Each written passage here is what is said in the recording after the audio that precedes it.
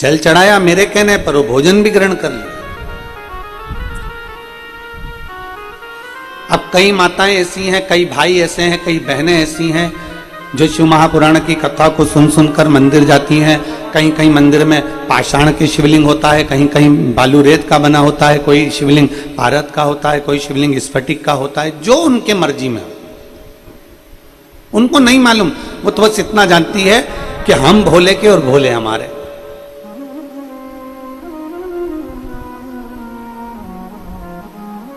कई कई माताएं कहती हैं, गुरुजी हम जिस मंदिर में जल चढ़ाने जाते हैं वहां का जो शिवलिंग है उसकी दिशा पूरब में, कोई कह देता है पश्चिम में है, कोई कह देता है दक्षिण में है, कोई कह देता है उत्तर में है, कोई कहता है हमको मालूम ही नहीं कि हम जिस मंदिर में जल चढ़ा रहे हैं उसकी दिशा किस ओर है।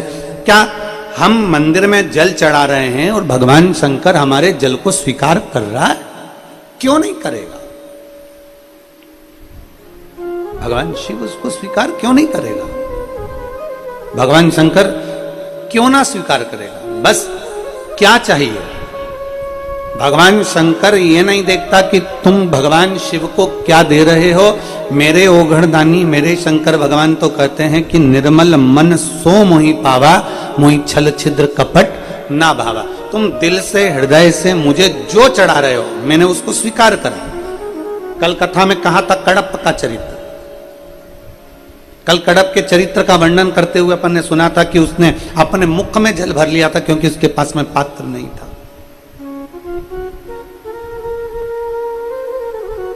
उसने अपने हाथ में थोड़ा सा मांस ले लिया, कोई जीव को मार दिया, उसका मांस हाथ में लेकर भगवान के पास पहुंच गया।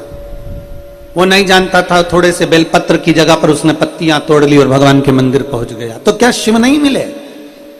शिव महापुराण में कड़प का चरित्र आता है, उस भील का चरित्र आता है, कड़प का चरित्र आता है और भगवान की कथा कहती है कि कड़प के लिए भगवान स्वयं सम्मुख में प्रकट हो गए क्योंकि उसकी भक्ति इतनी प्रबल हो गई थी कि उसने अपना एक नेत्र निकालकर भगवान शंकर के शिवलिंग को दे दिया।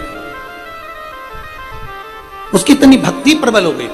जब व्यक्ति का विश्वास, जब व्यक्ति की दृढ़ता, जब व्यक्ति का भरोसा पक्का होता है तो शंकर उसे स्वीकार करते ही हैं।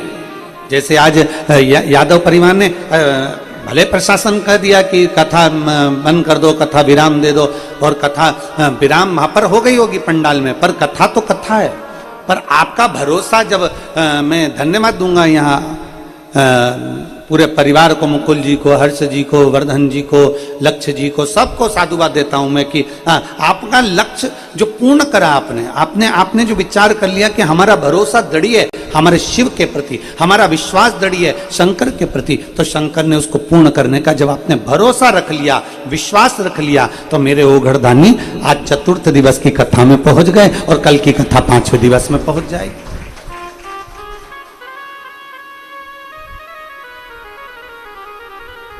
बस केवल भाव से आप उसको आमंत्रित करें। एक बीच में एक भजन आया था, लोगों ने बहुत गुनगुनाया, अपने अपने स्टेटस पे भी लगाया, अपने अपने मोबाइल पे भी लगाया कि मेरी कुटिया के भाग खुल जाएंगे जब घर में राम आएंगे।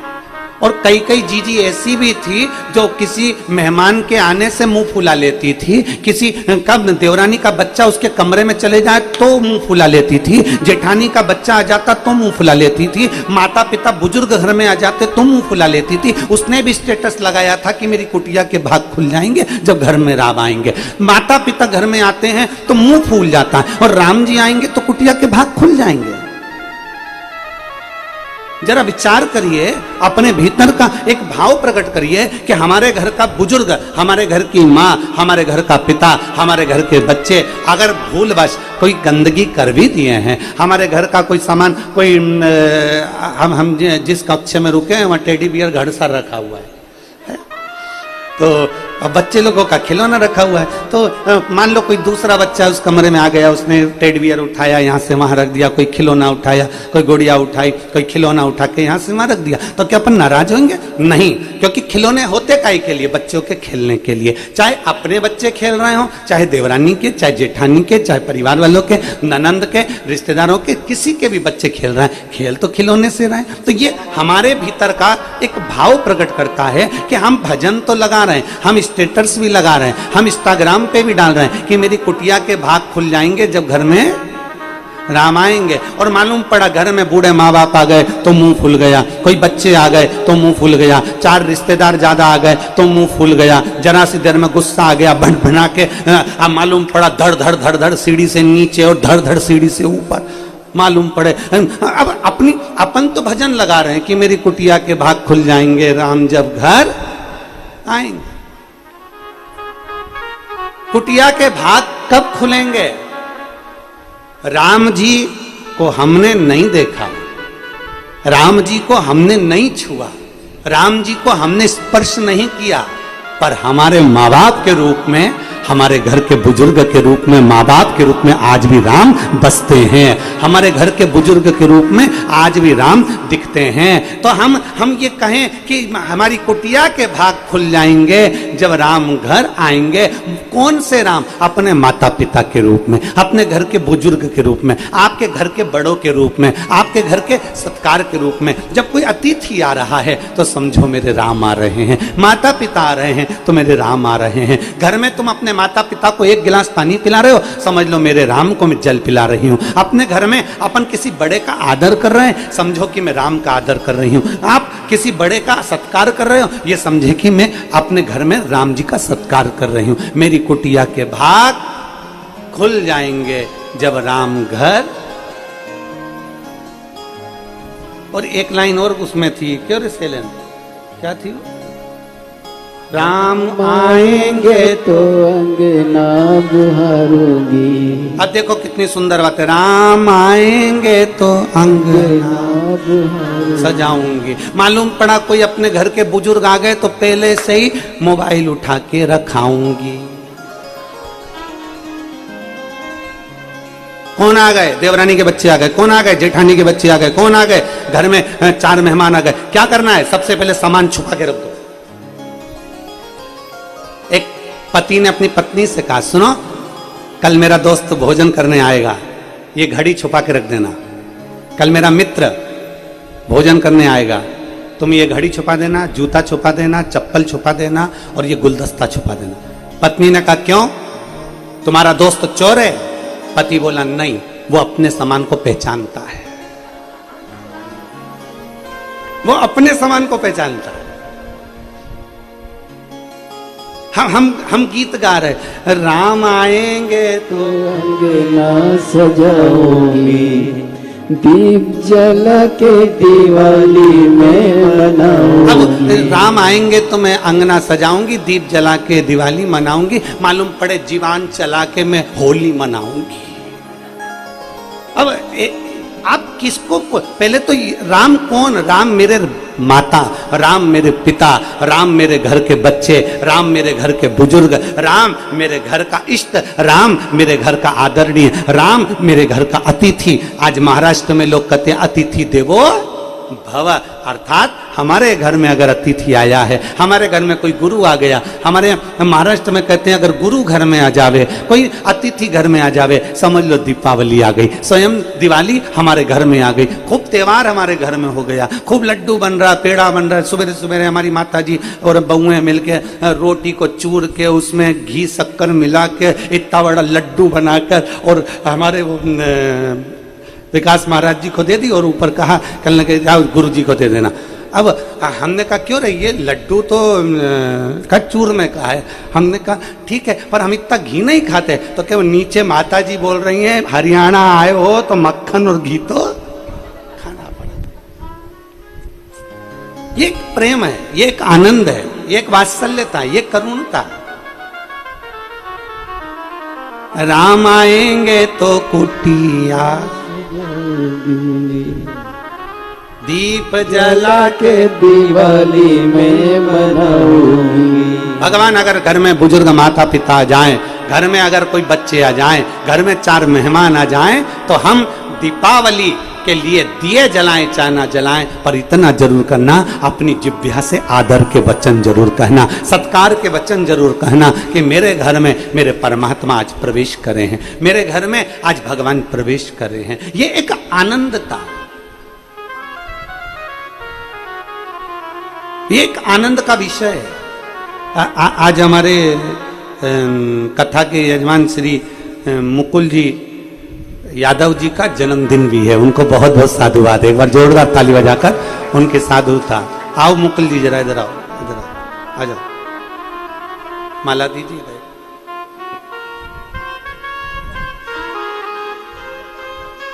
इधर जाओ।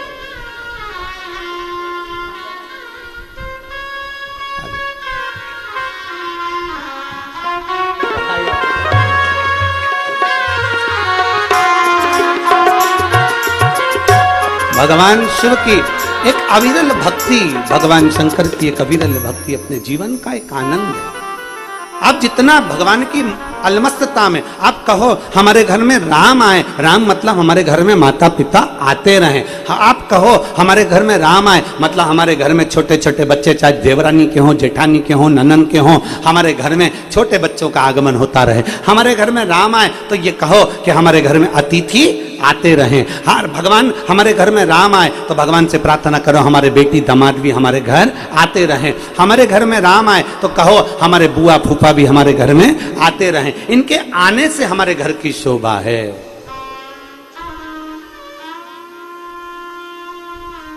घर में मेहमान आ जाए और अपना मुंह फूल जाए और अपन स्टेटस लगा रहे राम आएंगे तो झुपड़ियां सजाऊंगी, मालूम पड़े मुंह फूला के अपने कमरे में चली जाऊंगी, तो कहां मतलब था?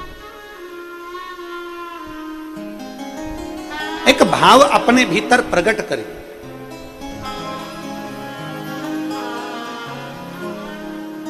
दुनिया में माता पिता से बड़ा कोई परमात्मा नहीं। शिव महापुराण की कथा कहती है जीते जी हमने राम का स्पर्श नहीं करा, हमने राम को नहीं देखा, हमने राम को नहीं छुआ, पर अपने माता पिता के चरण अगर छू लेते हैं तो समझ लो कि मैंने राम को छू लिया है, मैंने राम का स्मरण कर लिया है। अगर मैंने चरण छू लिया, अपने माता पिता के चरणों का स्पर्श कर लिया।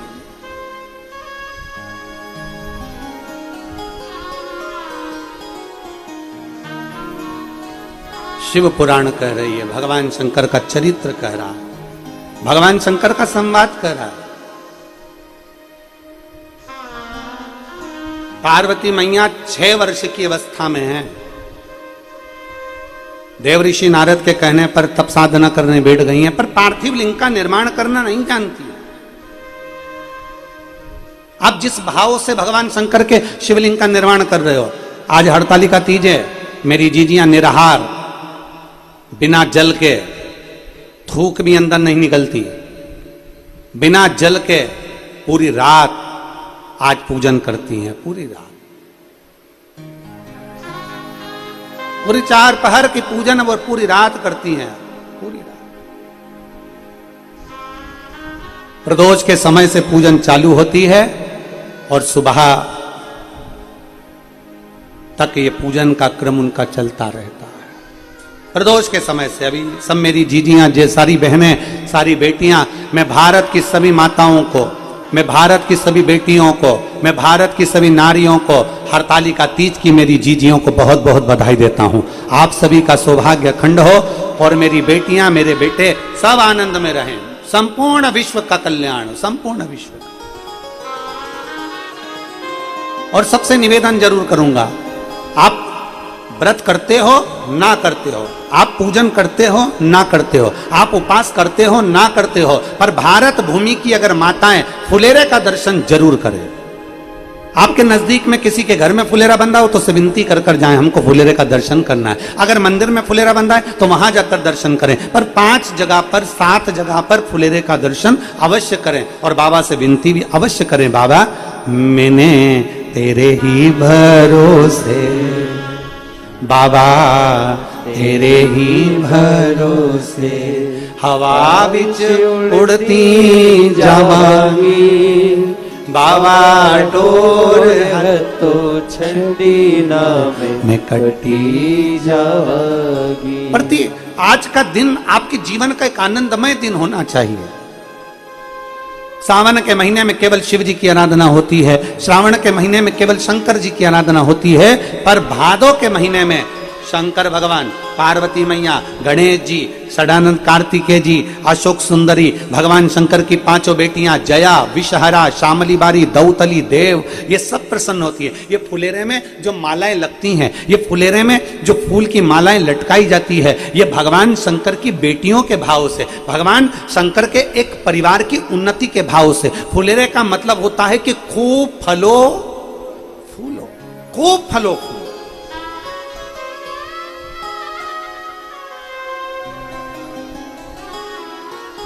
जितना आनंद ले सकते हो उतना जीवन का आनंद लो। आनंदमय अपने जीवन को जीने का प्रयास करिए। हम आधे से ज्यादा चिंता में पड़कर अपने जीवन के आनंद को खो बैठते हैं, अपने जीवन के आनंद को खो बैठते हैं। एक लड़के ने भरी सभा में चिल्लाकर कह दिया, मैं कुतुब मीनार को सिर पे रखकर मुंबई लेकर जा सकता हूं। किसको? जम के बोलो जरा। कुतुब मीनार। मैं कुतुब मीनार को सिर पर रखकर मुंबई लेकर जा सकता हूं दिल्ली से। मीडिया के पास बात पहुंच गई, पूरे विश्व में खबर पहुंच गई और मीडिया वाले उस लड़के के पास पहुंच गए कि तुमने संकल्प लिया है, तुम कह रहे हो, तुमने वचन दिया कि मैं कुतुब मीनार को सिर पर रखकर मुंबई तक लेकर जाऊंगा। क्या यह सच है? सत्य है? मीडिया वालों ने पूछा तो लड़के ने कहा बिल्कुल सत्य है, बस उठाकर कोई को सिर पे रखना पड़ेगा। बिल्कुल सत्य है, पर कोई उठाकर मेरे सिर पर रखे तो मैं लेकर चले जाऊं। मीडिया वालों ने कहा ये तो पागल बना दिया, वापिस चलो, वापिस चलो। शिव पुराण कह रही है हमें शिव मिल सकता है, हमें शंकर मिल सकता है। दुनिया के लोग कहते हैं क्या जल चढ़ाने से शंकर मिल सकता है? क्या शंकर जी को बेलपत्र चढ़ाने से शिव जी मिल सकते हैं? अब दुनिया के लोगों को शिव महापुराण के पहले, जो शिव महापुराण की कथा पहले नहीं सुनी थी, तो लोग हरतालिका तीज के फुलेरे का महत्व नहीं जानते थे, लोग फुलेरे का वर्णन नहीं जानते थे, फुलेरा दूज का मतलब नहीं जानते थे। दुनिया के लोग भगवान शंकर की हरतालिका तीज के फुलेरे के महत्व को नहीं जानते थे। मंदिर के अंदर भी फुलेरे नहीं बनते थे। पर जब से दुनिया के लोगों ने शिव महापुराण की कथा को अपने हृदय से लगाया है, दुनिया के लोगों ने शिव महापुराण की कथा को सुनना प्रारंभ किया, तब से इस फुलेरे का महत्व दुनिया के लोगों को मालूम पड़ा कि इस फुलेरे का महत्व क्या है, इसकी छत्र छाया का महत्व क्या है।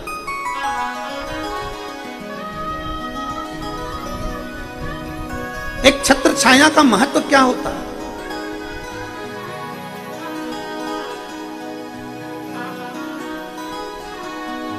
आप लोगों में से किसी ने श्रीमद् भागवत सुनी है?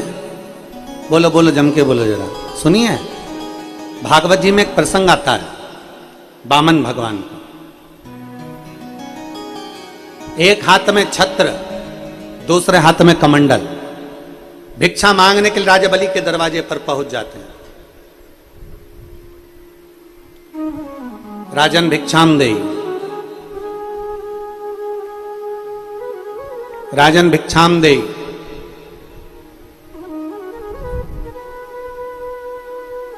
राजा बलि को सूचना मिल जाती है, भिक्षा देने के लिए आते हैं। गुरु शुक्राचार्य जी उन्हें मना कर देते हैं, मत, फिर भी वो भिक्षा दे ही देते। वामन भगवान से माता लक्ष्मी जी ने एक प्रश्न किया भगवान नारायण से, जरा समझिएगा, श्रीमद् भागवत का बड़ा सुंदर भाव है। माता लक्ष्मी जी ने वामन भगवान से, भगवान नारायण से एक प्रश्न किया कि आप भिक्षा मांगने के लिए जा रहे हो, कमंडल लेकर जा रहे हो, यहां तक तो ठीक है, पर ये छत्र भिक्षा मांगने के लिए छत्र की क्या जरूरत है? इस छत्र की क्या जरूरत पड़ गई जो भिक्षा मांगने के लिए आप छाता लेकर जा रहे हो? अगर कोई ब्राह्मण किसी के दरवाजे से कुछ लेने के लिए जाए और बड़ा ठाट बाट में छत्र लगाकर, सोने का चवण डोलाते हुए, सोने चांदी की खड़ाऊओं को धारण करते हुए, चंदन खड़ाऊ पहनकर, खूब सुंदर परिधान, खूब सुंदर वस्त्र आभूषण पहनकर अगर किसी यजमान के यहाँ जाए और यजमान के यहाँ जाकर कहे भिक्षाम देहि, तो यजमान भी अंदर से कहेंगे बताओ इतना ठाट में तो आया है, इतना ठाट में आया है, इतनी महंगी महंगी गाड़ी से उतर रहा है, इतना महंगा महंगा ठाट है, इतना बड़ा मोबाइल कटे हुए सेवफल का, एप्पल का चला रहा है, और मालूम पड़े तो भी भिक्षा मांगने के लिए आ रहा है। अब उसके भीतर एक भाव प्रकट कि ये कैसा, तो लक्ष्मी जी ने भगवान नारायण से कहा कि आप भिक्षा मांगने के लिए जा रहे हो, आप भिक्षा लेने के लिए जा रहे हो राजा बलि के दरवाजे पर, एक हाथ में तुम्हारे कमंडल चलेगा, दूसरा बाजू में चटाई रखी है वो भी चलेगा कि आसन पे बैठना है, पर ये छत्र लेकर जाने की क्या जरूरत है। भगवान नारायण मुस्कुरा दिए और भगवान विष्णु ने मुस्कुरा कर कहा, लक्ष्मी ये छत्र मैं अपने लिए लेकर नहीं जा रहा हूं, ये छत्र मैं अपने लिए लेकर नहीं जा रहा हूं। तो छत्र किसके लिए लेकर जा रहे हो, छत्र किसके लिए लेकर जा रहे हो। भगवान नारायण ने वामन अवतार में माता लक्ष्मी से कहा, वामन पुराण कहती है, भगवान विष्णु की पुराण कहती है, सुंदर वामन भगवान का चरित्र श्रीमद् भागवत कहती है, भगवान कहते हैं ये छत्र मैं अपने लिए लेकर नहीं जा रहा हूं लक्ष्मी, जब राजा बलि के पास में देने के लिए कुछ नहीं होगा, सब कुछ दे देगा, 3 पग में मैं सब कुछ नाप लूंगा, और राजा बलि के पास जब कुछ भी नहीं रहेगा तब वो अपना शीश मेरे चरणों में रख देगा, जब चरणों में रखेगा तो मेरे छत्र की छाया उस राजा बलि पर पड़ जाएगी, और जो मेरी छत्र छाया में आ जाता है उसे वापस पुनः वही की वही प्राप्त हो जाता है। मेरी छत्र छाया में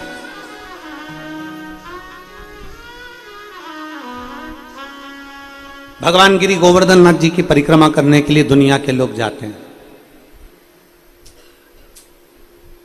मेरे कांतानाथ जी की परिक्रमा करने के लिए लोग चित्रकूट जाते हैं, कामदगिरी बाबा की। द्रोणार्थ की परिक्रमा करने के लिए स्वयं काशी में जाते हैं 5 कोस। भगवान जब हम परिक्रमा करने के लिए जाते हैं तो हमारे मन में यह भाव आता है कि गिरिराज जी की परिक्रमा क्यों, गोवर्धन नाथ जी की परिक्रमा क्यों, पूरा भारत का व्यक्ति गिरिराज बाबा की परिक्रमा करने के लिए जाता है, क्यों? तो क्योंकि वो भगवान कृष्ण ने अपनी उंगली पर धारण करा, छत्र बनाकर धारण करा, और सारे ब्रजवासियों से, सारे जीवों से कह दिया कि तुम इसकी छाया में आ जाओ, जब तुम इसकी छाया में आ जाओगे तो मेरी छत्र छाया में आ जाओगे, और मेरी छत्र छाया में आ गए तो तुम्हें सब कुछ प्राप्त हो जाएगा। हम क्यों कहते हैं कि शिवालय जाइए, फुलेरे का दर्शन करिए, 1 लोटा जल चढ़ाइए, भगवान शंकर का गुणगान करिए, शिवालय जाओ। हम क्यों कहते हैं? मंदिर अपने क्या घर में नहीं है? क्या घर में शंकर नहीं है? क्या घर में शिवलिंग नहीं है? पर फिर भी हम कहते हैं कि मंदिर जरूर जाओ। घर में शिवलिंग है, घर में आराधना कर रहे हो, घर में पूजन कर रहे हो, पर मंदिर जरूर जाओ। क्यों जाओ मंदिर? क्या घर में शंकर जी नहीं है? क्या घर में शिवलिंग नहीं है? हमारे सोसाइटी के मंदिर में क्यों जाए हम? वो तो अभी विराजमान हुआ, 2 साल पहले ही मंदिर बना, 3 साल पहले ही मंदिर बना। भले कुछ भी हो पर मंदिर तक जाओ। तेरे मंदिर में आना मेरा काम है और मेरी बिगड़ी बनाना तेरा काम है। हम तेरी चौखट तक आ ही गए, मुझे दर्श दिखाना तेरा काम। हम जाएं उसकी चौखट तक, हम पहुंचे उसके दरवाजे तक।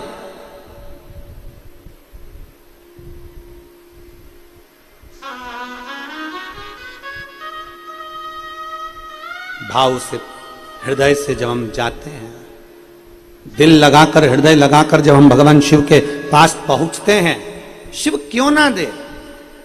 छत्र की छाया भगवान विष्णु कह रहे हैं, लक्ष्मी जी ये छत्र मैं इसलिए लेकर चल रहा हूं, मेरे लिए नहीं, मैं राजा बलि के लिए लेकर जा रहा हूं। जब वो प्रणाम करेगा, मेरे छत्र की छाया में आ जाएगा, तो जितना उसने मुझे दिया है उतना उसे वापिस मिल जाएगा। और शास्त्र कहता है राजा बलि ने जो दिया था उससे ज्यादा सुतल लोक का निवासी राजा बनाकर भगवान विष्णु ने उसको विराजमान कर दिया।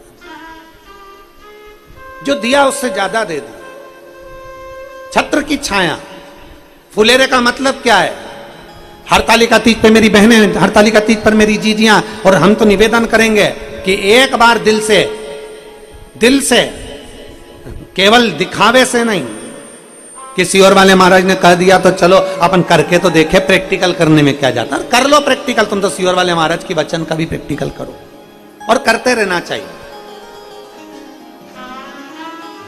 प्रैक्टिकल में कभी पीछे नहीं हटना चाहिए। एक महाराज जी प्रवचन दे रहे थे,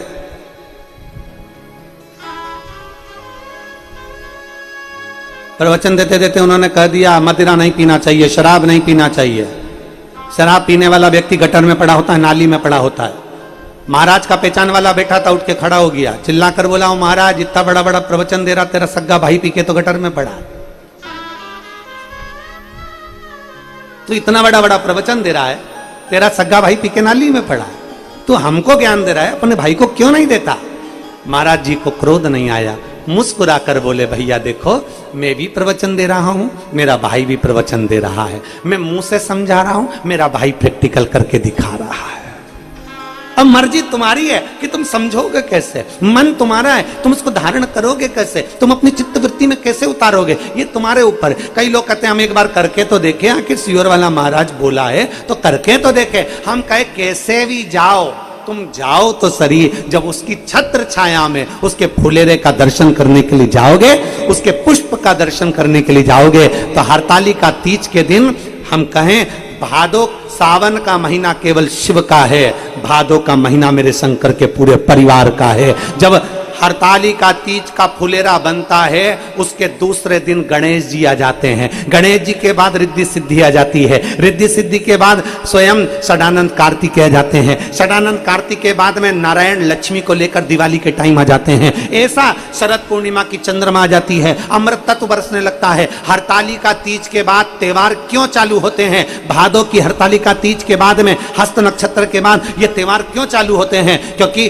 भादो के महीने में जो फुलेरे का दर्शन कर लेता है तो उसके घर में बुद्धि के देव गणेश, उसके घर में रिद्धि सिद्धि, उसके घर में लक्ष्मी नारायण, उसके घर में स्वयं देवता सब आकर विराजमान होना चालू हो जाते हैं। ये फुलेरे का महत्व है। बस दिल से बांधो, दिल से प्रार्थना करो, दिल से निवेदन करो। अरे कोई जाए जो काशी में मेरा पेगा ले जा, कोई जाए जो काशी में मेरा पेगा ले जा। ये कहना डमरू वाले से तुम्हारी साथी, ये कहना डमरू वाले से तुम्हारी आती है। मैं खुद तो आ नहीं सकता, मेरा ले जा। कोई जाए जो काशी में मेरा पैगाम ले जा। ये कहना काशी वाले से, ये कहना सीहोर वाले से तुम्हारी याद आती है। ये कहना काशी वाले से तुम्हारी याद आती है। देखो लगन हो।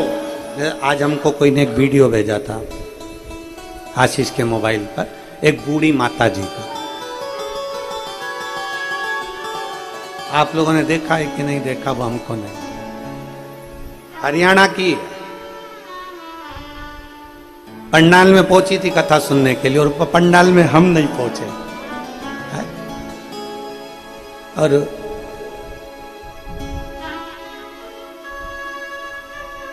अब पंडाल में हम नहीं पहुंचे और वो पंडाल पहुंची। आप लोगों ने देखा कि नहीं देखा वो वीडियो हमको नहीं मालूम, पर उसका भाव कितना प्रबल था, इतना प्रबल उसका भाव। जरा दिखाओ, जरा चैनल पे है तुम्हारे पास में, चला दो जरा।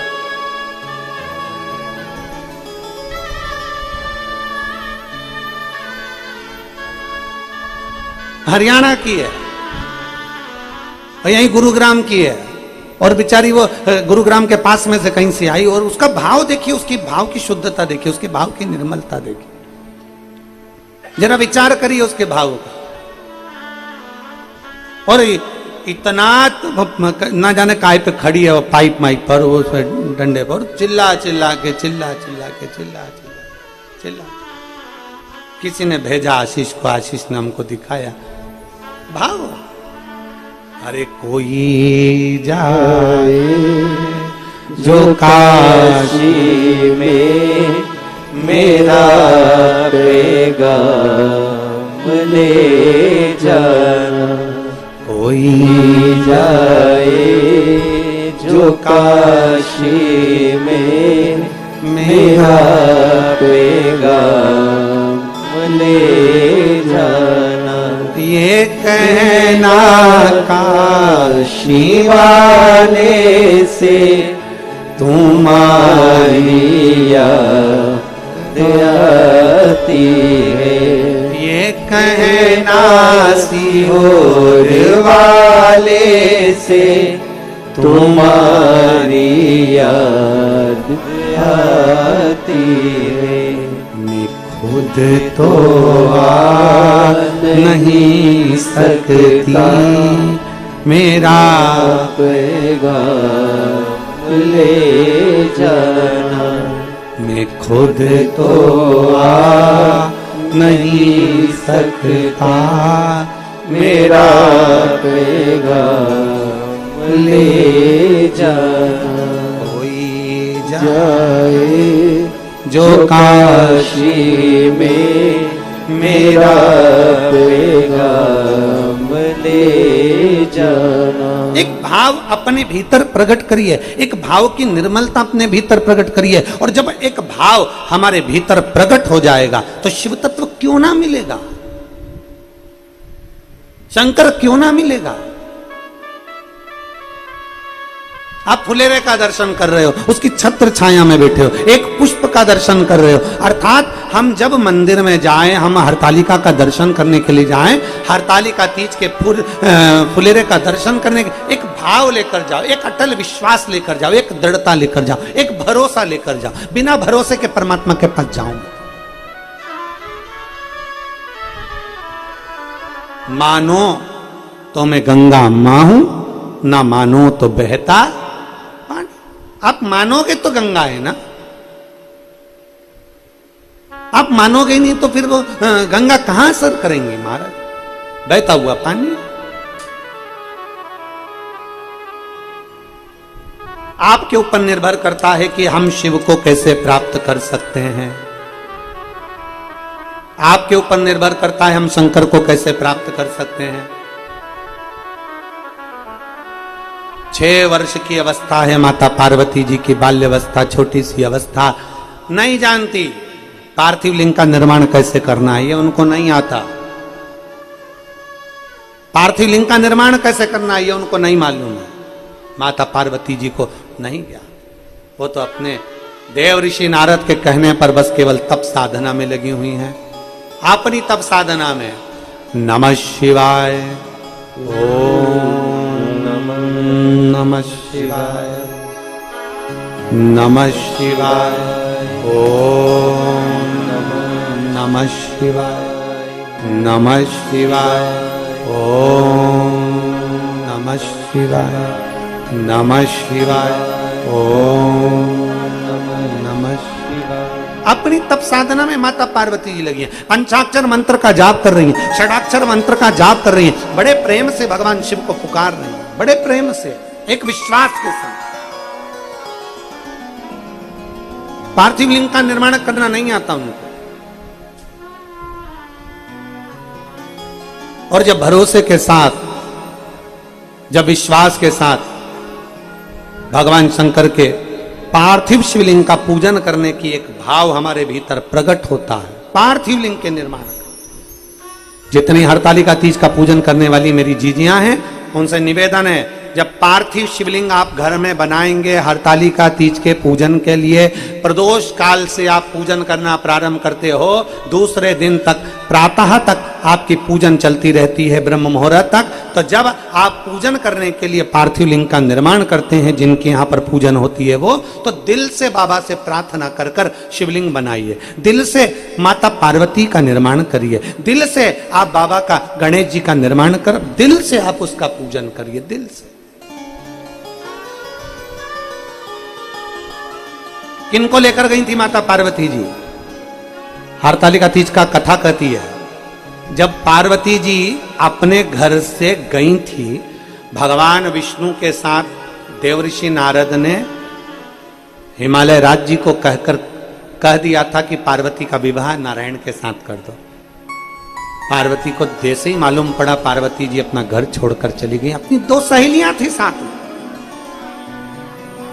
दो सखी,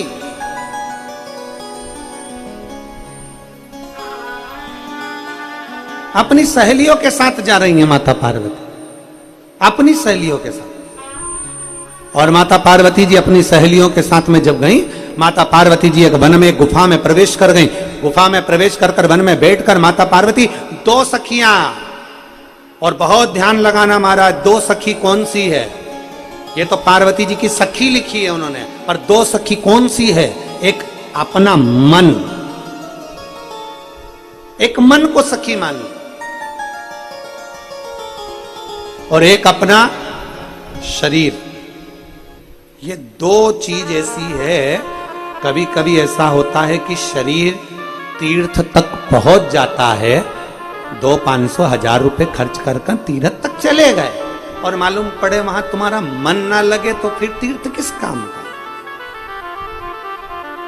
सखी दो, कभी भी तीर्थ करने जाओ, गंगा नहाने जाओ, मंदिर दर्शन करने जाओ, भगवान शंकर के फुलेरे का दर्शन करने जाओ, हरतालिका का दर्शन करने जाओ, चाहे तुम भगवान शंकर में, शंकर के मंदिर में एक लोटा जल चढ़ाने जाओ, तुम्हारा दिल करे तुम मंदिर में जाओ, पर निवेदन इतना है कि उसके साथ जाना जिसका दिल शंकर में लगता है। मालूम पड़े मोटरसाइकिल पे मम्मी ने कहा कि बेटा मुझे शंकर जी के मंदिर ले चल, और मोटरसाइकिल की जो भट भट चालू हुई, उतनी देर में उसका मुंह चालू हुआ, क्या मम्मी क्या ढोंग में लगी हो, क्यों सियोर वाले के चक्कर में पड़ी हो, क्यों तू पागल हो गई?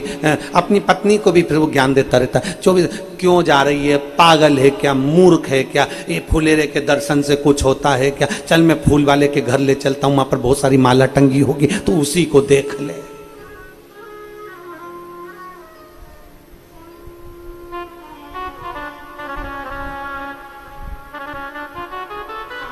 एक जो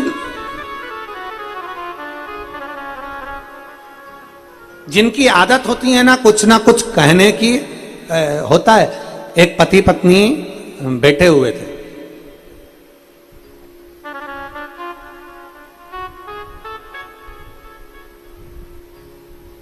पति सुबह की चाय पी रहा था, पत्नी भी उसके पास में बैठी हुई थी, वो भी चाय पी रही थी।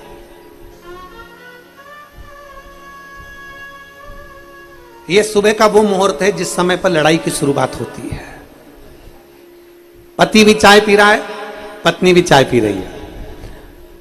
अब पति जो है वो बड़ा तर्क करने वाला था, पर पत्नी तर्क करने वाली नहीं थी। पत्नी तो बिल्कुल भगवान की भक्ति करने वाली थी, वो हर चीज में अच्छा देखती थी, और पति हर चीज में बुरा देखता था। पति ने कहा कितना बेकार जमाना आ गया, ऐसा गंदा जमाना हमने जिंदगी में नहीं देखा। इतने में पत्नी चाय पीती पीती रसिया, क्या बोलते हैं आपके यहाँ, क्या बोलते हैं उसको, रसिया बोलते हैं, उसको डुबो के और खा रही थी। और इतने में पति बोलता जा रहा है कि कितना बेकार जमाना आ गया, सब गंदे गंदे लोग जुड़ गए संसार में, सब बेकार हो गया। का वीडियो चला इस बार देखो, एक हरियाणा की बूढ़ी माँ, उसका वीडियो देखिए, जो आज कल कथा नहीं सुनने को मिली ना उसको, तो पंडाल में उसने कितना कितना चिल्लाया है, उसको देखिए। चालू करो जरा, उसकी आवाज आ रही है ना? क्यों आवाज ना आएगी तो फिर क्या मतलब वीडियो दिखाने से? रहने फिर क्या मतलब है? शंभू श्री शिवाय नमस्तुभ्यम। शिव तत्व है। तो अब वो अपन अपनी कथा पर चलें। जब चालू हो गई आवाज माता जी की तब देखेंगे। हो चालू है।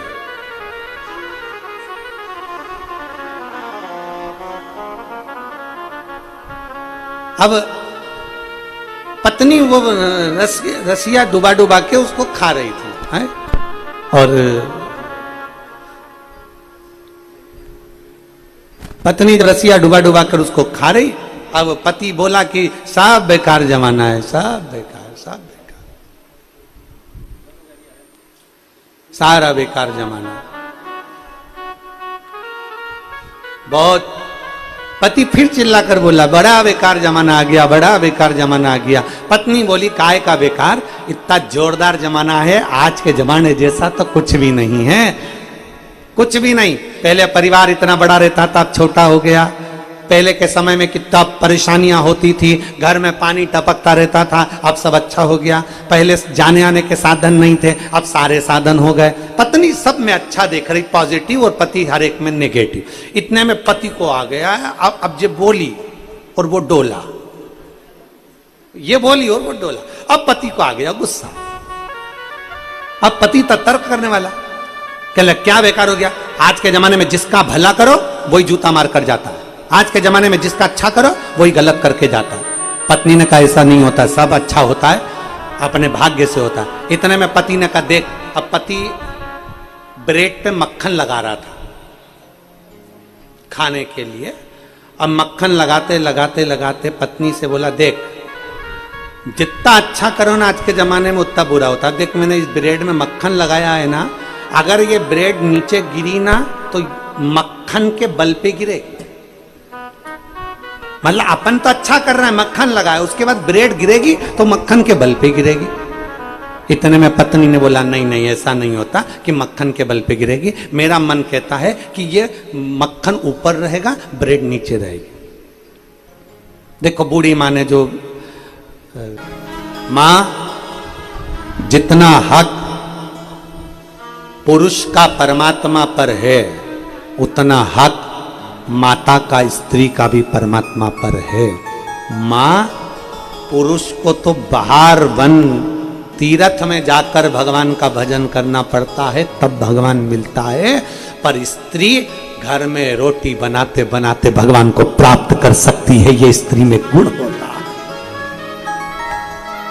नारी का सबसे बड़ा फल यही है कि उसको कहीं जाना नहीं पड़ता। कोई तुमसे कह दे कि तुम सन्यासन बन जाओ, मत बनो, कह देना सियोर वाला महाराज मना करा है। तो कोई तुमसे कहे कि तुम तपस्विनी बन जाओ, तुम संत बन जाओ, मना कर देना सियोर वाले महाराज ने मना करा है। हमें भगवान ने स्त्री बनाकर भेजा है। मीरा घर में रहकर जहर का प्याला पीकर भी गिरधर को प्राप्त कर सकती है। कर्मा अपने खिचड़ी बनाकर भी भगवान को खिला सकती है। स्वयं रामकृष्ण परमहंस जी की धर्मपत्नी मां शारदा भगवान मां जगत जननी को प्रकट कर सकती है।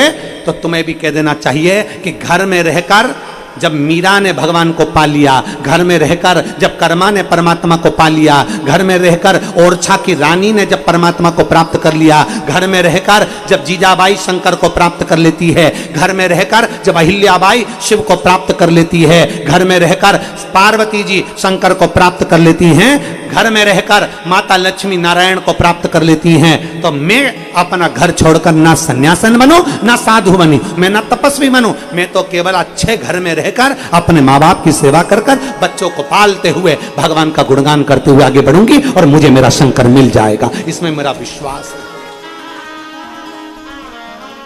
कोई तुमसे कह दे तुम संत बन जाओ, साधु बन जाओ, सन्यास, ना ना ना ना, हमें नहीं बनना, कुछ नहीं बनना, अपने को तो शंकर के भक्त बनना। श्री शिवाय नमस्तुभ्यम। अपने को कहीं नहीं जाना, अपने को कहीं नहीं पहुंचना, केवल शंकर के मंदिर में जाना है, एक लोटा जल चढ़ाना है, और वो मंदिर भी कहीं दूर नहीं, अपने घर के पास में जो मंदिर हो वहां चले जाओ।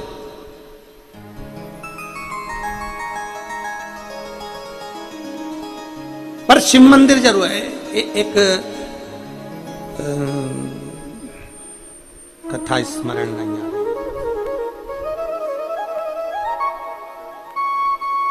अलवर राजस्थान में कथा थी। अलवर की कथा में एक माता ने हम जब वहाँ पर किन क्या रुके थे, विजयवर्गीय जी के, माँ विजयवर्गीय जी के यहाँ रुके थे, तो वहाँ शाम के समय मिलने के लिए एक माता आई और उसने कहा, गुरु जी हमने कई कथाओं में सुना है कि पति परमेश्वर होता है। हमने कहा बिल्कुल सही है। शिव जी के मंदिर अगर जल चढ़ाने नहीं जाओ, उन्हीं पे चढ़ा दे तो। मैंने कहा फिर परमेश्वर तांडव रचा दे तो। अब तुम बात ऐसी करो कि हम मंदिर ना जाए और परमेश्वर के ऊपर जा, तो वो तांडव रचा दे तो। पति परमेश्वर है। शिव महापुराण की कथा तो यहां तक कहती है, बहुत बहुत सावधानी से सुनना। दुनिया के लोगों को थोड़ा सा काली मिर्ची लग सकती है, लग जाए तो उससे कोई फर्क नहीं पड़ता। शिव महापुराण की कथा यह भी कहती है, अपने पति के चरण छुओ, अपने घर के बुजुर्गों के चरण छुओ, उसके सिवाय कोई अच्छे से अच्छा महात्मा संत भी आ जाए तो उसके चरण ना छुओ। केवल पति और घर के बुजुर्ग दूर से प्रणाम करो। और आप सब तो हमारी जीजियां हो, हमारी बहनें हो, इसलिए हम हमेशा आप लोगों से कहते हैं कि मेरी बहन मेरे चरण कभी मत छूना, दूर से प्रणाम करो। भाई हम तुम्हारे, बल्कि हम तुम्हारे चरण छुए। प्रयास करो कि अपने पति के चरण छुओ और अपने घर के बुजुर्ग के चरण छुओ, बाकी के किसी के नहीं, किसी के नहीं। और फिर शिव महापुराण की कथा कहती है, भगवान शंकर का चरित्र कहता है, चरण किसके छूना, और अगर मन कर भी जाए आपका कि मुझे चरण छूना ही है, तो शिव महापुराण कथा कहती है फिर जिसका आचरण अच्छा हो उसके चरण छू लो। फिर अगर चरण छूना ही है और तुमको लगे कि नहीं मुझे छूना ही है, तो किसी का आचरण अच्छा हो तो चरण छू लो, फिर मना नहीं। फिर वो कोई भी हो, वो किसी जाति का हो, किसी बिरादरी का हो, किसी भी धर्म का हो, फिर वो चरण छू सकते हो। आचरण अच्छा होना चाहिए। वो किसी मान लो वो कहे कि नहीं साहब हम हमारे भगवत भजन में लगे रहते हैं, हम हमारे स्मरण में लगे रहते हैं, हमारी उसका आचरण अच्छा है, वो सब परमार्थ का कार्य कर रहा है, कोई बेकार काम नहीं कर रहा, सबके हित की बात करे, सबको नमन करे, सबको प्रणाम करे, सब हित की बात करे, सर्वे भवन्तु सुखिनः। तो आप किसी का आचरण अच्छा है तो चरण छू सकते हो, नहीं तो अपना पति परमेश्वर। तो वो चोटी वाली जीजी की एक फिल्म आई थी ना, भला है बुरा है जैसा भी है, मेरा पति तो मेरा, बस चरण छुओ पति के, चरण छुओ घर के माता पिता के, चरण छुओ घर के बुजुर्ग के, किसी के।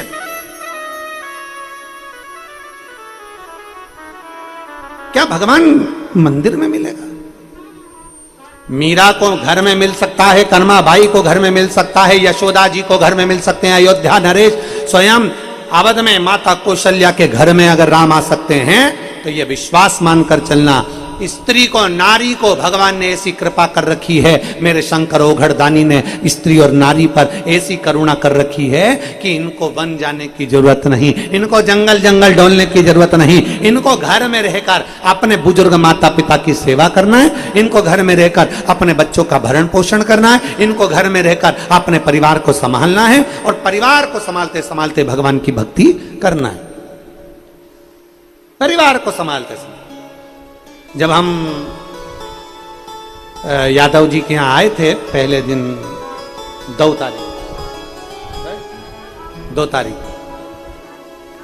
तो वर्धन जी की मम्मी माता जी बैठी हैं, इन्होंने एक बात कही, वर्धन जी की माता जी ने, कि गुरुजी हमारी देवरानी और हम दोनों में बहुत अंतर है। हमने कहा क्या अंतर है तुम दोनों में?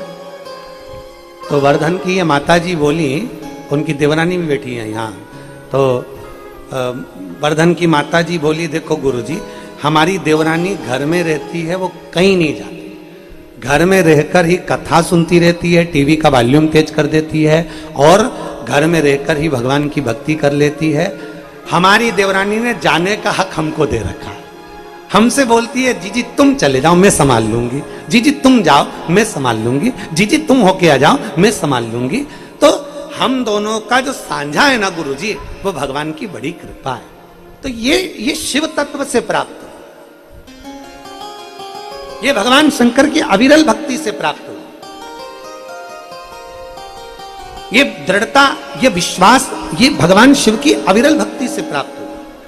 कहीं मत जाओ, हम तो बाबा के भरोसे। देव महाराज माता देवती जी से कहते हैं, माता देवती से कहते हैं, मां, पुरुष और स्त्री में कोई भेद नहीं।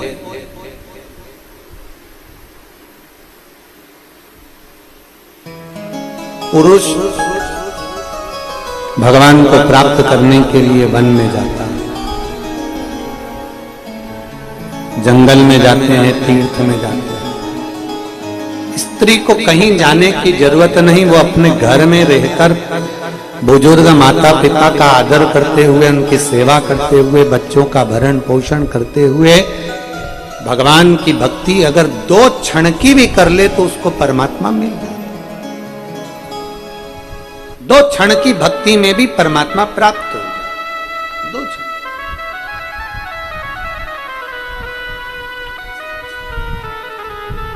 जितना समय हम परमात्मा को दें उतना समय हम अच्छाई देखने में। देखिए,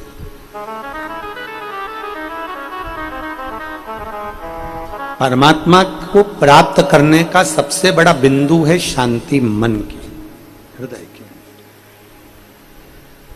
अगर हृदय शांत नहीं है, मन शांत नहीं है, तो आप जीवन में कितना भी कुछ कर लो, कुछ आनंद की अनुभूति नहीं होगी। भीतर की शांति को लेकर आना है। आवाज खींचना पड़ रहा है। भीतर की शांति को लेकर आओ, अपने भीतर एक आत्मविश्वास प्रबल करिए।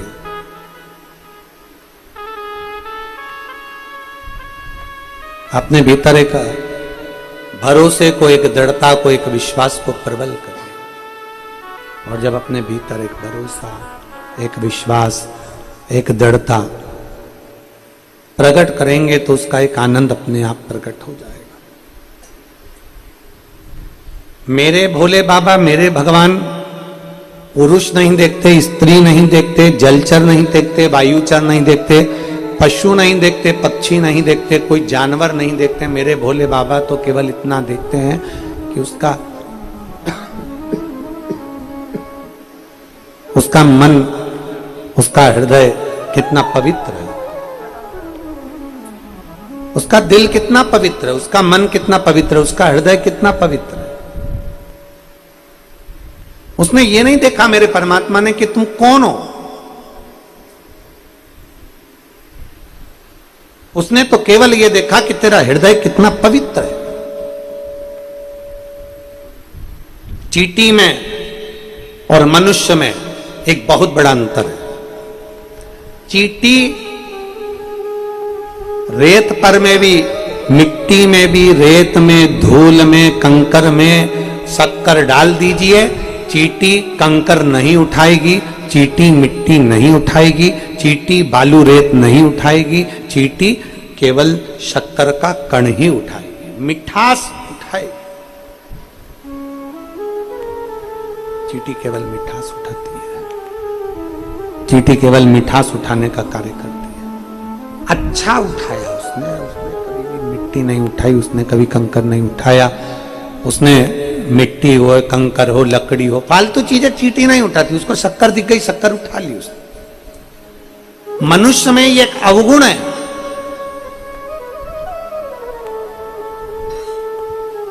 कथा सुनने भी बैठता है तो ये सोचता है कि मैं, महाराज ने क्या बोला उससे मतलब नहीं, महाराज ने क्या बेकार बोला उसको उठाना है। मंदिर में दर्शन करने गया तो उसमें मनुष्य में का अवगुण है कि भगवान को जल चढ़ा रहा है, पूजन कर रहा है, पर अवगुण ये देख रहा है कितना कीचड़ कर दिया तुमने, ये कर दिया तुमने, वो कर दिया।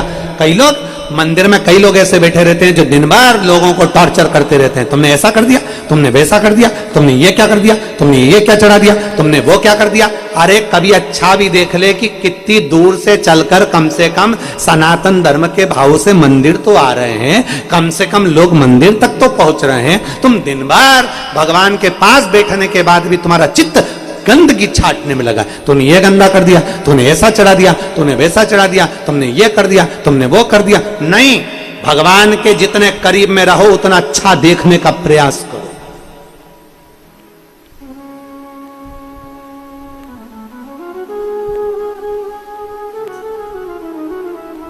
कितना बड़ा संवाद है। एक व्यक्ति बाबा महाकाल का दर्शन करने जाता था, रोज प्रतिदिन जाता था, और खोटा सिक्का महाकाल के मंदिर में चढ़ा कर जाता था। खोटा सिक्का जो नहीं चलता वो चढ़ा के जाता।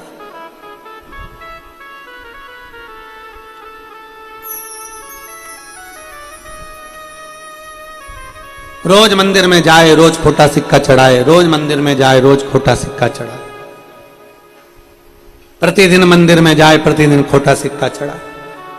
अब इतने में वहां पर एक सेवादार को गुस्सा आ गया, और सेवादार सेवा करने वाले को जब गुस्सा आया तो वो तुरंत खोटा सिक्का लेकर और वो एक संत के पास गया, महाकाल मंदिर के पुजारी जी के पास में गया और कहा, महाराज जी देखो ये रोज आता है और रोज खोटा सिक्का चढ़ाता है,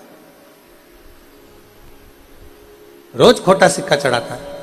पुजारी जी मुस्कुरा दिए, महाकाल मंदिर के पंडित जी मुस्कुरा दिए और मुस्कुराकर बोले, कोई बात नहीं, खोटा सिक्का चढ़ाने वाले को ये मालूम है, खोटा सिक्का चढ़ाने वाले को ये ज्ञात है, उसको मालूम है कि जो दुनिया में कहीं नहीं चल सकता वो महाकाल के पास चल सकता है, इसलिए वो खोटा चढ़ाकर जाता है। जो दुनिया में कहीं ना चले, जो दुनिया में कहीं ना चल रहा है, वो महाकाल के पास चल रहा है, मेरे शंकर के चरणों में चल रहा है, मेरे शिव के करीब में चल रहा है। कैसा भी हो, शिव को समर्पित। आप जलचर हो, थलचर हो, वायुचर हो, आकाश का पक्षी हो, पशु हो, जानवर हो, कैसे हो, परमात्मा के मंदिर में कथा सुनने बैठे हो तो ये विचार कर कर बैठना कि मुझे अच्छा ही ग्रहण करना है। कथा में जो महाराज जी बोले अच्छा अच्छा बोले कि शंकर के मंदिर कैसे जाना है, पूजन कैसे करना है, फुलेरा का दर्शन कैसे करना है, क्या करना है, ये मुझे अच्छा ही ग्रहण करना है। कई लोग कथा में बैठकर भी कथाई में से कुछ बुराइयां छाटते रहते हैं। चींटी से ये हमको सीखना है, मनुष्य में ये सबसे बड़ा अवगुण है कि वो अच्छाई को छोड़ देता है और बुराई ग्रहण कर लेता है। चींटी मिट्टी में से भी शक्कर का कण ढूंढ लेती है, चींटी रेत में से भी, बालू में से भी शक्कर निकाल लेती है। अर्थात चींटी को मालूम है कि गंदा मुझे छोड़ देना है, बेकार मुझे छोड़ देना है और मुझे अच्छा ग्रहण करना है, अच्छा ग्रहण करना। मेरा निवेदन है आज हरतालिका तीज के अवसर पर जितनी मेरी जीजियां व्रत रखी हो ना रखी हो, जितने मेरे भाई, जितने मेरे जीजा, मेरी बेटियां, मेरी माताएं, मेरे भाई जितने कथा श्रवण कर रहे हैं, उनसे निवेदन है आज से संकल्प ऐसा ले लो कि हम जब भी भगवान के मंदिर जाएंगे हमें बुराई नहीं देखना। हम शिव के शिवालय में जा रहे हैं, हमें बुराई नहीं देखना। हम कथा में बैठ रहे हैं, हमें बुराई नहीं देखना। हम शिव पुराण में गए, हमें बुराई नहीं देखना। हमें गंदगी नहीं देखना, हमें अच्छाई देखना, अच्छाई देखना।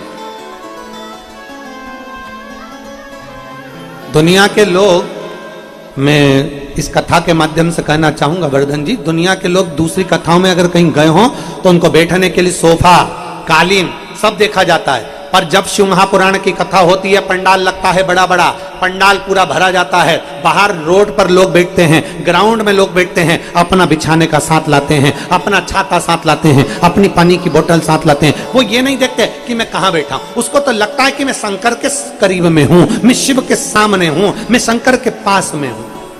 उसे कोई फर्क नहीं पड़ता कि वो कहां बैठा है। उसकी मूलता है मेरा शंकर, उसकी मूलता है शिव महापुराण का पंडाल, उसकी मूलता है शंकर तत्व को, शिव तत्व को प्राप्त करना। और हम धन्यवाद देंगे गुड़गांव के, इस गुरुग्राम के, हरियाणा के सभी श्रोता भाई बहनों को, भले तुम्हें पंडाल में बैठने का मौका नहीं मिला हो। और कल की कथा में वर्धन जी कहे हैं कि योग बनेगा और बाबा बुलाएगा तो फिर वापिस बड़े से बड़े स्तर पर शिव महापुराण की कथा इस गुरुग्राम में होगी। और इतना बल आपको वर्धन जी को देना है, इतना बल देना है कि वो आगे चलकर इसी शिव महापुराण की कथा करवा सके, यादव परिवार इस कथा को फिर आयोजित कर सके। इतना बल आपको प्रदान करना है कि वो कथा हो। और हम निवेदन करेंगे आने वाले समय में जो कथाएं हैं, जैसे ये कथा तो 3 तारीख से 7 तारीख तक कल पूर्ण हो जाएगी। सुबह 8 बजे से 11 बजे तक कथा ऑनलाइन यहाँ कथा होगी मंडप में, और दिखाने में टीवी पर वही 1 बजे से 4 बजे तक होगी।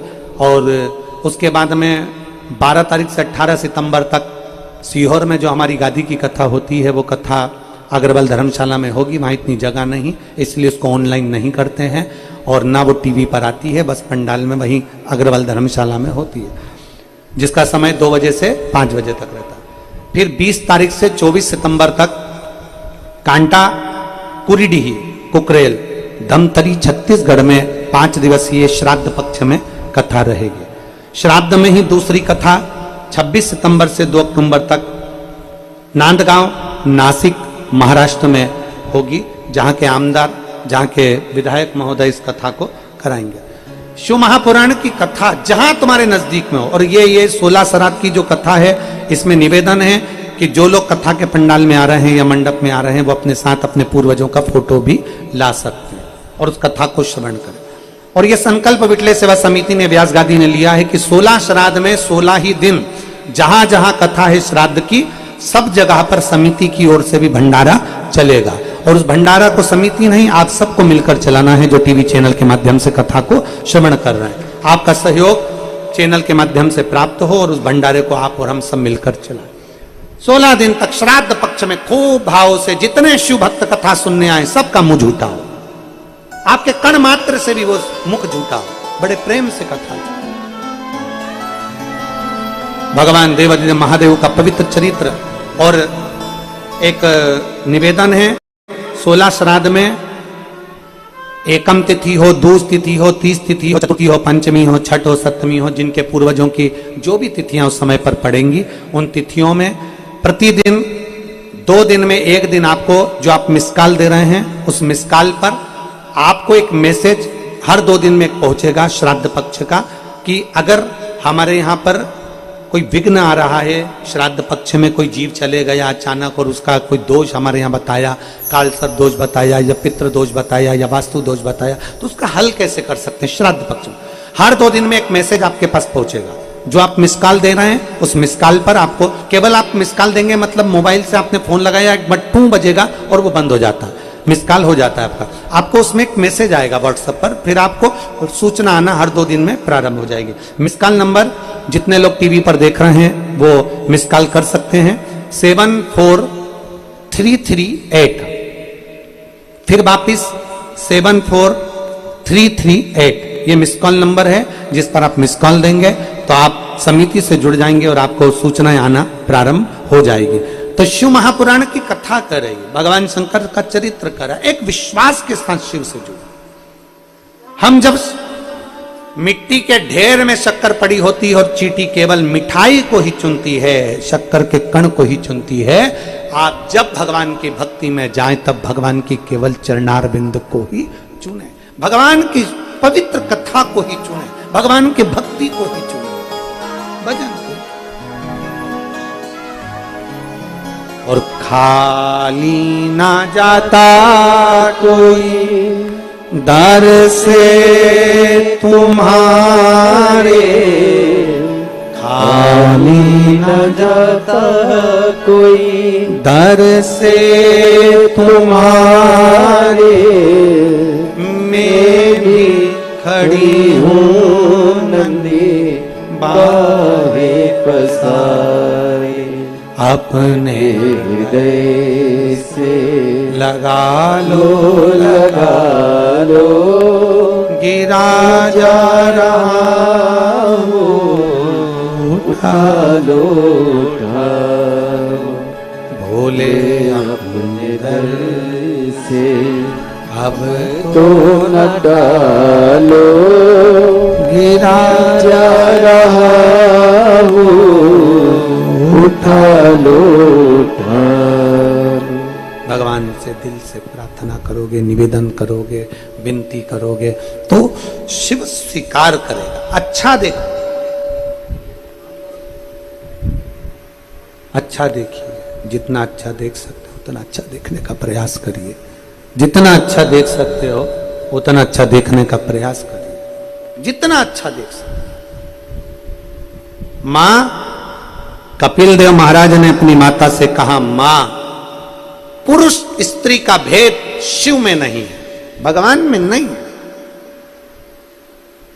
पुरुष अगर वन में जाकर संत बनकर, साधु बनकर, सन्यासी बनकर भगवान को वन में जाकर पा सकता है, तो स्त्री वन में जाकर पा सकता है, तो स्त्री अपने घर में रहकर बुजुर्गों की सेवा कर कर, बच्चों का भरण पोषण कर कर प्राप्त कर सकती है।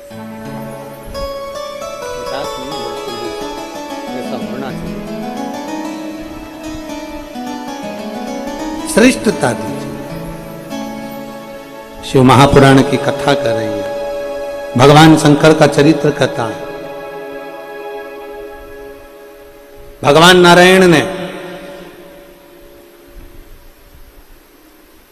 मां पार्वती जी को पार्थिव शिवलिंग का निर्माण करवाना सिखा दिया।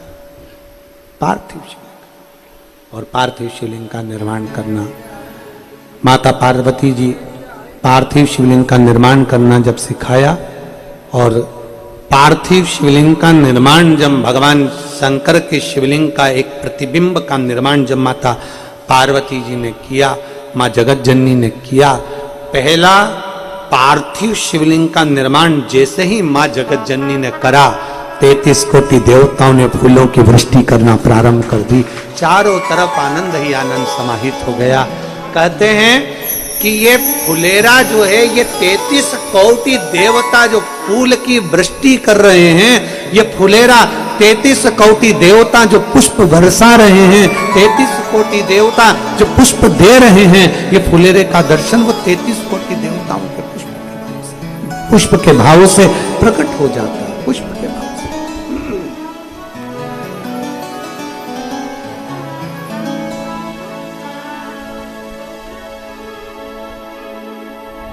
शिवलिंग का निर्माण किया, और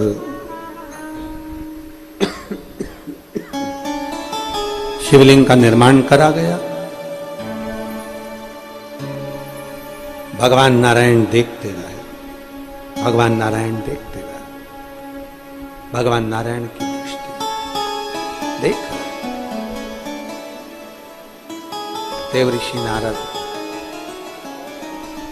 देवऋषि नारद की जैसे ही माता पार्वती जी ने भगवान शंकर के पार्थिव लिंग का निर्माण किया, और देवऋषि नारद ने कीर्तन करना प्रारंभ किया। कीर्तन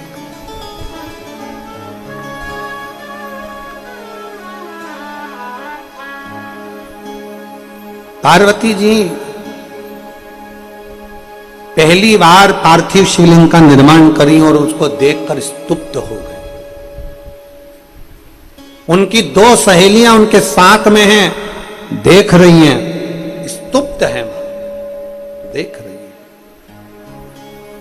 बोल कुछ नहीं रही है।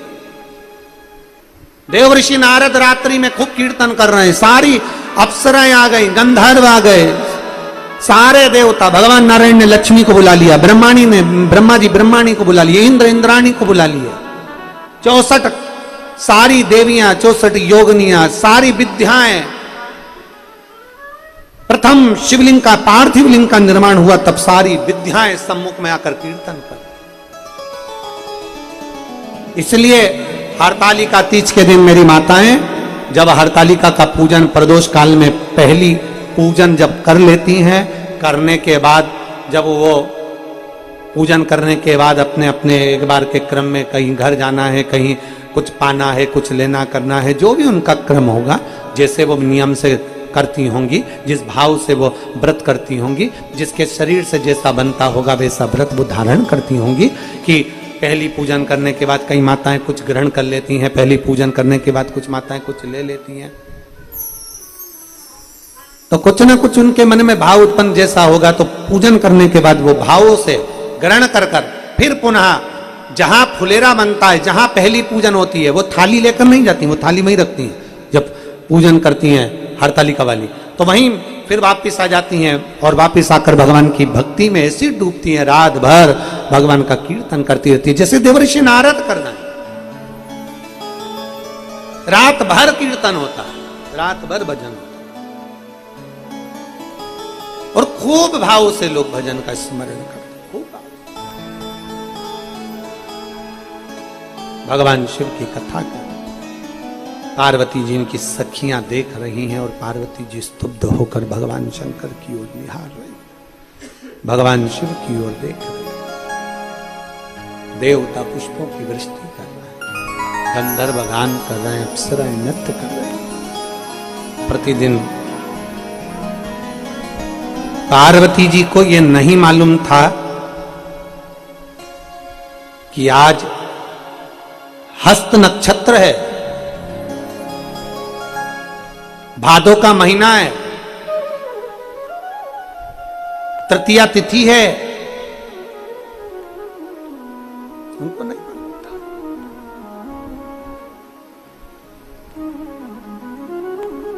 सुंदर शुक्ल पक्ष है, उनको नहीं मालूम था। वो तो भगवान की सेवा में, तप साधना में इतनी डूबी थी कि उनको कुछ ज्ञात ही नहीं था। पर देवताओं ने सहयोग प्रदान करा। अचानक अगर फुलेरा, अचानक अगर पार्थिव, अचानक अगर आपके घर में बन रहा है, आज भूलवश हरतालिका के दिन भूलवश आप शंकर के शिवालय तक पहुंच गए हो, तो कहीं समझना कि शिव की बड़ी कृपा हुई है, शंकर की बड़ी कृपा। मेरे भोलेनाथ ने बड़ी दया कर दी, मेरे शंकर भगवान ने बड़ी करुणा कर दी, मेरे शंकर ने बड़ी कृपा करी है, बड़ी दया करी है, मेरे शिव ने बड़ी कृपा करी। और पूजन हुई, क्या चढ़ाए मां पार्वती, सखियां गई, बेलपत्र नहीं, पत्तियां तोड़ कर लिया, पार्वती जी के हाथ में दे दिया, समर्पित कर दिया।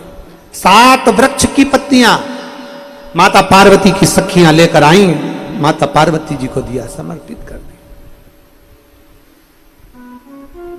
दौड़कर जल लाई, पार्वती जी को दिया, जल समर्पित कर दिया।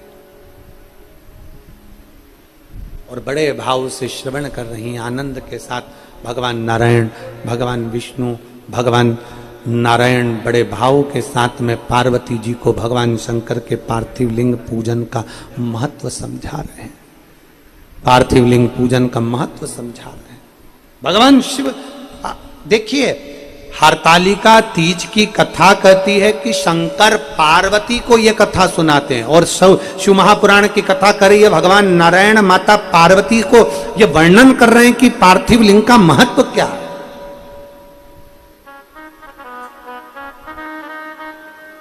जब पार्वती जी भगवान शंकर के करीब में विराजमान हो गई, जब उनकी पत्नी हो गई, अर्धांगिनी हो गई, उनके बाजू में जाकर वाम अंग पर विराजमान हो गई, तब शिव जी ने कहा पार्वती तुम मुझे कैसे प्राप्त करी हो, तुम्हें मालूम है तुमने कितना तप साधना करा, तुमने कितना व्रत किया, तुमने क्या करा, ये तो बात की कथा है। पर उसके पहले की कथा यह है कि जब पार्वती जी छोटी अवस्था में थी, पार्वती जी जब बाल्यावस्था में थी, माता पार्वती जी जब बाल्यावस्था में थी, तब भगवान नारायण ने उन्हें पार्थिव लिंग का निर्माण पूजन करना बताया और उसका एक आनंद सुख बताया। एक आनंद, ये आपके ऊपर निर्भर करता है कि आप किस नेत्र से परमात्मा को देख रहे हैं। लैला मजनू का चरित्र पढ़ा है आप लोगों ने? लैला सुंदर थी कि मजनू सुंदर था? कभी अगर आपने चरित्र पढ़ोगे उसका तो उसमें आता है लैला मजनू में सबसे सुंदर मजनू था, लैला सुंदर नहीं थी, बिल्कुल सुंदर नहीं थी, एक अक्षर की भी वो सुंदर नहीं थी, रत्ती भर भी इतनी बेकार दिखती थी कि मजनू के घर के लोग उससे कहते थे क्यों उसके चक्कर में पड़ा है, और दूसरी बच्ची मिल जाएगी, अच्छी लड़की मिल जाएगी, उससे शादी कर देंगे तेरी। माने नहीं, नहीं मैं नहीं मानता, मैं तो उससे प्रेम करता हूं, मैं तो उससे स्नेह करता हूं, मैं उससे ही शादी करूंगा।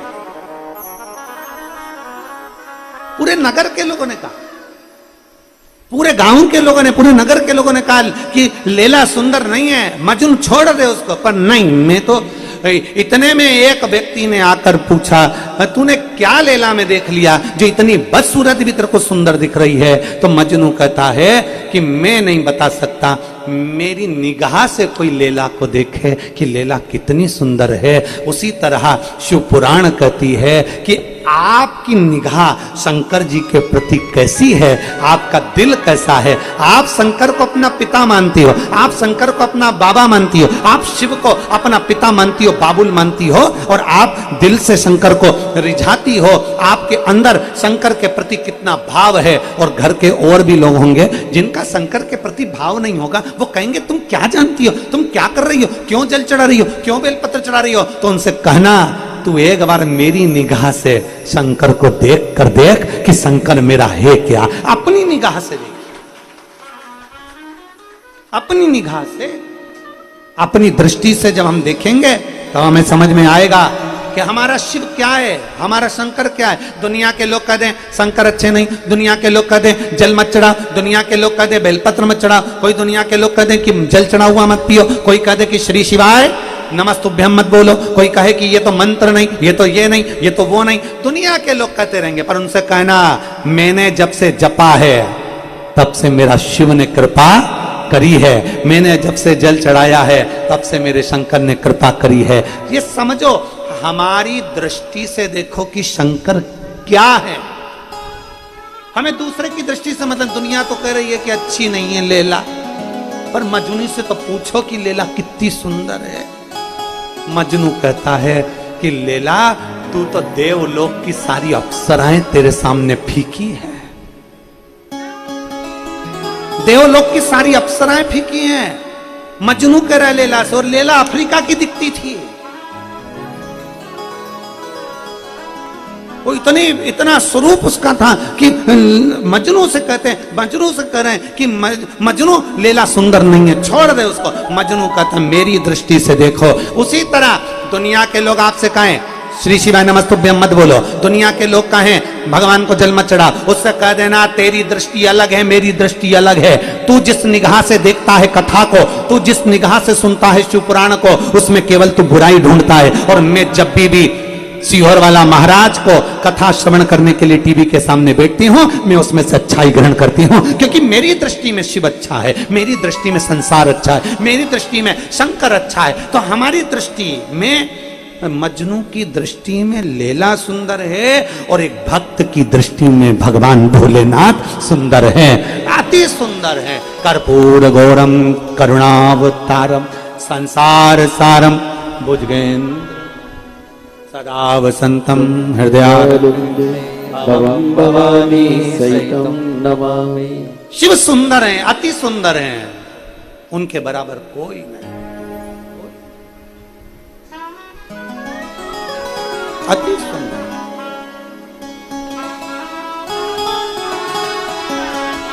एक विश्वास के साथ शिव की आराधना। दुनिया अपनी दृष्टि से कुछ भी देखे, जितनी मेरे भारत की भूमि की जितनी मेरी माताएं, मेरी जीजा, मेरी जीजियां, मेरी बेटियां, बेटा, मेरी माएं, मेरे भाई, जो शिव महापुराण की कथा को श्रवण कर रहे हैं, शिव को अपनी दृष्टि से देखिए। मेरे ओघड़दानी को, मेरे ओघड़नाथ को, मेरे शंकर भगवान को अपनी दृष्टि से देखिए। दूसरे की दृष्टि कैसी भी हो, उसको शिव कैसे भी दिख रहे हो, शंकर कैसे भी नजर आ रहे हो, पर अपनी दृष्टि में शिव को अपने पिता के तुल्य, अपने बाबा के रूप में हम शंकर को देखें। भगवान शंकर को अपना बनाकर देखें, अपना बना, एक भक्ति के साथ, एक विश्वास के साथ। जब माता पार्वती जी को शिव मिल गए, हरतालिका व्रत करने के बाद में जब भगवान शंकर प्राप्त हो जाते हैं तो गणेश जी रिद्धि सिद्धि सब आ जाते।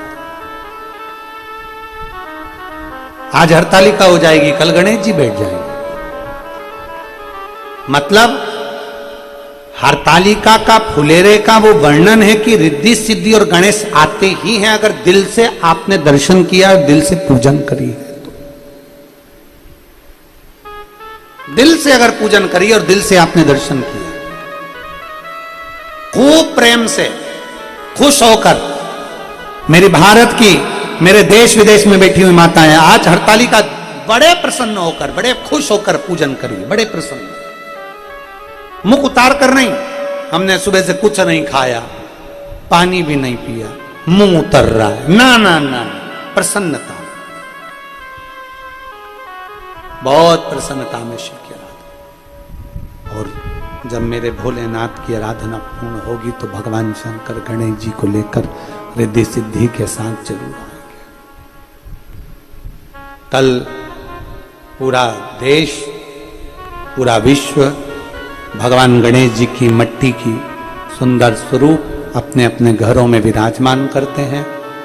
हमने पहले भी गणेश जी के लिए आपको वर्णन किया है कि गणेश जी जब बैठते हैं 10 दिन, उसके बाद विदा होते हैं, विसर्जन होते हैं। हम गणेश जी को बुलाते हैं रिद्धि सिद्धि के साथ। गणेश जी का जब विसर्जन हो, रिद्धि सिद्धि हमारे घर से नहीं जाना चाहिए। बेटा जाए कमाने पर बहू हमारे घर में रहे, बेटा जाए कहीं पर काम से पर बहुएं घर में रहे, क्योंकि इन बहुओं से तो रौनक है घर की। इसलिए गणेश जी को बिठाते समय जहां गणेश जी बैठे अपने घर में जहां विराजमान करो, 2 बिंदी, एक कंकु की एक हल्दी की, 2 बिंदु 2 बिंदी दीवाल पर, जहां गणेश जी बैठते हैं, जहां विराजमान करते हैं वहां दीवाल पर 2 बिंदी या 2 स्वस्तिक अवश्य बना देना चाहिए। क्यों? क्योंकि अगर गणेश जी विसर्जन भी हो जाएंगे तो वो 2 बिंदी रिद्धि सिद्धि के भाव से हमारे घर में साल भर हमारे यहां विराजमान रहे, हमारे यहां पर रिद्धि सिद्धि भरी रहे, विराजमान। या तो 2 स्वस्तिक बना दो या 2 बिंदी रख दो हल्दी कुंकू, पर वो होना चाहिए।